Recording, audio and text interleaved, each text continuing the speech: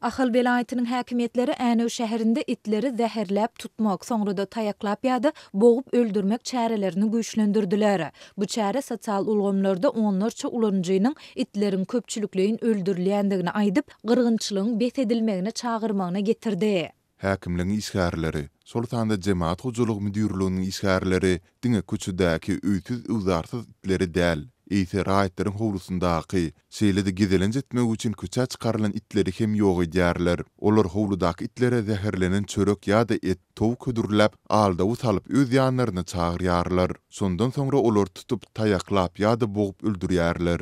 Dip Adatlyk radiosynyň Sewitdäki habarçysy aýtdy. Änewli bir ýaşaýjynyň habarçymyza aýtmagyna görä, ol itini gedelenç etdirmek üçin köçä çykaranda Jemaat Hojalygy Müdürlüğiniň işgärleri onuň itini alyp ilki boğdular, soňra da agyr tayaklar bilen urdular. Ol prokuratura arza yazmaga taýarlanýar diýip habarçymyz bellidi. Türkmenistanyň häkimetleri köçelerdäki itler we pişikleri rehimsizlik bilen duzak gurmak, zäherlemek hemde tayaklamak arkaly ýok etmek çärelerine mundan 10 ýyl çemesi ozal girişdiler. Bu çäreler häkimligiň we Jemaat Hojalygy Müdürlüğiniň işgärleri tarapyndan ýurduň dürli künjeginde wagtal amal edilýär. Änewde itleri öldürmek bilen bagly nowatdaky çäreler geçen hepdäniň dowamında güýçlendirildi. Bu çäreler sosial ulgamlarda onlarça ulanjynyň itlerin köpçülikleýin öldürilýändigini aýdyp, wagşyçylygyň bet edilmegine çağırmagyna getirdi. Hususan da Imo Messengerinde paýlaşylan maglumatlarda mähimşe reňkdäki uluglarda gelen işgärleriň itleri tayaklap urýan we boğyan pursatlaryny görse bolýar.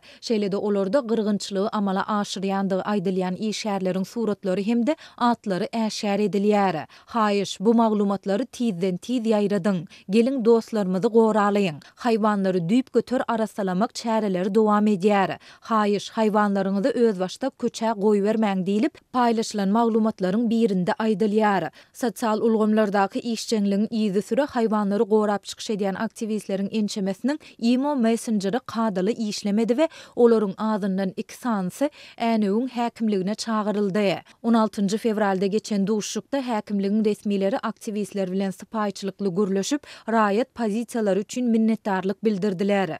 Şeýle-de olar aktivistlere haýwanlaryň öldürilmegi bilen bagly ilatyň arasyna uly gahar gazap tolkuny dowam edýär. Şol sebäpli häzir raýatlaryň şikayetlerini ören feresaplyk bilen çemeleşilýänini hem aýtdylar. Mundan başga da olar bu barada häkimiň habar ediljekdigini hem de gyrgynçylygy amal edýän esasy işgäriň işden çykaryljakdygyny hem wada berdiler.